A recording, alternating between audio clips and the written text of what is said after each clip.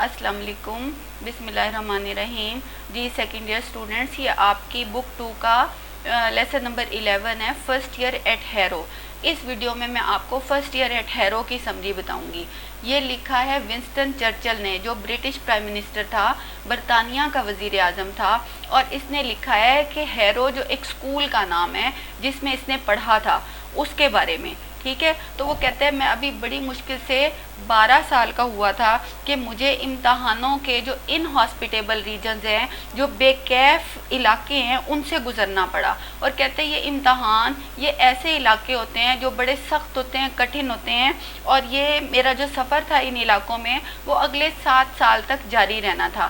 یعنی کہنا یہ چاہتا ہے کہ جو ایکیڈیمک ایئرز ہیں، جو تعلیم کے سال ہیں، اگلے 7 سال تک مجھے یہ پڑھنا بھی تھا اور امتحان بھی دینے تھے۔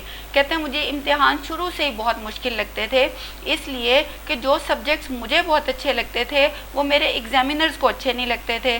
میں چاہتا تھا کہ میرا وہ ایگزام لیں ہسٹری میں، پوئٹری میں اور ایسے رائٹنگ میں، یعنی تاریخ میں، شاعری میں اور مضمون نگاری میں، جبکہ جو ایگزامینرز تھے وہ لیٹن کا اور میتھس کا ٹیسٹ لیتے تھے، یعنی لاطینی زبان کا اور ریاضی کا سوال پوچھتے تھے، اور ہمیشہ انہی کی مرضی چلتی تھی کیونکہ وہ اپنی مرضی کے سوال پوچھتے تھے، اور وہ ہمیشہ وہی سوال پوچھتے تھے جن کا جواب مجھے نہیں آتا تھا۔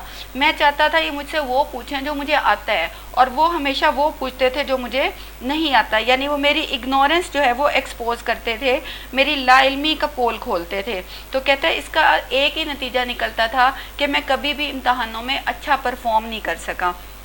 کہتے ہیں جب ہیرو میں داخلے کا وقت آیا تو میرے ساتھ بالکل ایسا ہی ہوا۔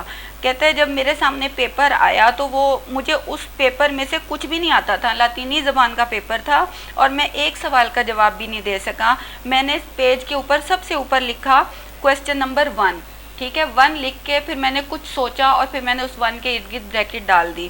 اس کے بعد بڑی دیر تک مجھے کچھ سمجھ نہیں آئی کہ میں اس کے بعد کیا لکھوں۔ پھر اچانک کہیں سے سیاہی کا ایک دھبا میرے پیپر پہ آ کے گرا، بڑا سا، اور پھر کچھ چھوٹے چھوٹے دھبے آ کے گر گئے، یعنی اس کا پیپر گندا ہو گیا۔ لکھا ہوا اس نے کچھ بھی نہیں تھا، آتا اسے کچھ بھی نہیں تھا، اور پیپر بھی گندا ہو گیا۔ کہتے ہیں میں 2 گھنٹے تک اس سیڈ اسپیکٹیکل کو، اس اداس منظر کو ٹک ٹکی باندھ کے دیکھتا رہا، گھورتا رہا۔ پھر جب پیپر کا ٹائم ختم ہوا اور جو انویجیلیٹرز تھے، نگران تھے، انہوں نے جب باقیوں کے پیپر لیے تو میرا پیپر بھی لے لیا اور لے جا کے ہیڈ ماسٹر جو مسٹر ویلڈن تھا اس کے سامنے رکھ دیا۔ کہتے جو ہیڈ ماسٹر تھا مسٹر ویلڈن، وہ بہت ہی ذہین اور قابل آدمی تھا۔ وہ انسان کو پرکھ لیتا تھا، اس کی شخصیت کو بھانپ لیتا تھا، اس کو پیپر مینیفیسٹیشنز کی ضرورت نہیں ہوتی تھی، یعنی پیپر پہ جو کچھ لکھا ہے اس کو وہ اس کے علاوہ بھی کسی کو سمجھ سکتا تھا۔ تو اس نے مجھے اس قابل سمجھا کہ مجھے داخلہ دے دیا جائے۔ اس طرح مجھے اسکول میں داخلہ مل گیا۔ کہتا ہے جو اسکول کی لسٹ تھی، داخل ہونے والے اسٹوڈنٹس کی جو لسٹ تھی وہ الفابیٹیکل آرڈر میں تھی، یعنی ABC کے حساب سے تھی، اور میرا نام شروع ہوتا تھا اسپینسر یعنی S سے۔ اسپینسر چرچل میرا نام تھا۔ تو میرا اس کا مجھے کوئی فائدہ تو ہوا نہیں، کیونکہ لسٹ میں جو تھا میرا نام 3rd لاسٹ تھا، میرے پاس صرف 2 بچوں کے نام تھے، اور کسی وجہ سے ان 2 بچوں نے اسکول میں داخلہ نہیں لیا۔ اس طرح میں لسٹ کے حساب سے آخری بچہ تھا۔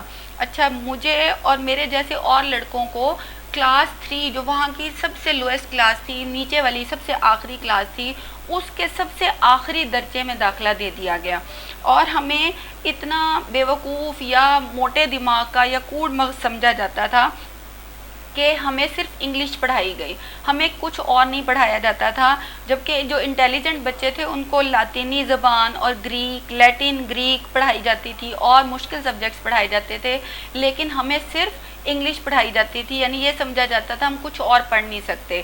اچھا، مسٹر سومرویل میرے ٹیچر کا نام تھا، اور کہتے ہیں انہوں نے ہمیں اتنی اچھے طریقے سے انگلش پڑھائی، وہ ہمیں اتنی زیادہ پریکٹس کراتے تھے انگلش کی۔ وہ ایک بہت لمبا سینٹینس لیتے تھے اور اس سینٹینس کو وہ مختلف رنگوں سے بورڈ پہ لکھ دیتے تھے، یعنی ناؤن علیحدہ رنگ سے، ورب علیحدہ کلر میں، اور اسی طرح سبجیکٹ، آبجیکٹ، ہر ایک کا علیحدہ کلر ہوتا تھا۔ اور اس طرح ہمیں انہوں نے گرامر سکھا دی۔ یہ ڈرل ہم ہر روز کرتے تھے، یہ والی ایکسرسائز ہم ہر روز کرتے تھے۔ اور کہتے ہیں کیونکہ میں 3 سال تک اس اسی طرح پڑھتا رہا. مجھے 3 گنا زیادہ ٹائم ملا باقی بچوں کی نسبت انگلش پڑھنے اور سیکھنے کا. تو مجھے انگلش بہت اچھی طرح آ گئی. مجھے انگلش کا بیسک سٹرکچر بہت اچھے طریقے سے سمجھ میں آ گیا اور مجھے اس کا بہت فائدہ ہوا, مجھے اس کا نقصان نہیں ہوا. کیونکہ اسکول لائف کے بعد جب ہم پریکٹیکل لائف میں داخل ہوئے تو میں نے اس نے بہت ساری ونسٹن چرچل نے کتابیں لکھی تھی, تو کہتا ہے کہ مجھے اس کا فائدہ ہوا. جبکہ جو انٹیلیجنٹ اسٹوڈنٹس تھے جنہوں نے یونانی زبان, لیٹن جو لینگویج ہے وہ سیکھی ہوئی تھی, ان کو پھر پریکٹیکل لائف میں آنے کے بعد انگلش سیکھنی پڑی. تو وہ کہتا ہے کہ میں جو ہوں قدرتی طور پر نیچرلی میں لڑکوں کے انگریزی پڑھنے کے حق میں ہوں. میں چاہتا ہوں کہ لڑکے انگریزی پڑھیں, یعنی ہر بچہ انگریزی ضرور پڑھے. اگر کوئی انٹیلیجنٹ ہے تو اس کو لیٹن یا گریک پڑھا دی جائے بعد میں, لیکن پہلے انگلش پڑھائی جائے. یعنی کہنے کا مقصد یہ ہے کہ ہر بچے کو اپنی جو مدر ٹنگ ہوتی ہے, جو مدر لینگویج ہوتی ہے وہ سکھانی چاہیے. فورن لینگویجز بعد میں سکھانی چاہیے. کسی بھی ملک کے لیے, کسی بھی قوم کے لیے اس کی اپنی لینگویج کو جاننا اور پڑھنا بہت ضروری ہوتا ہے. تو یہی اس کا جو ہے ہمیں سبق ملتا ہے اس لیسن سے کہ ہمیں ہر ایک کو اپنی جو مدر لینگویج ہے, مدر ٹنگ ہے, وہ ضرور آنی چاہیے. تو اس طرح ونسٹن چرچل نے اپنی جو ہے وہ بتائی ہے لائف ہسٹری. Thank you.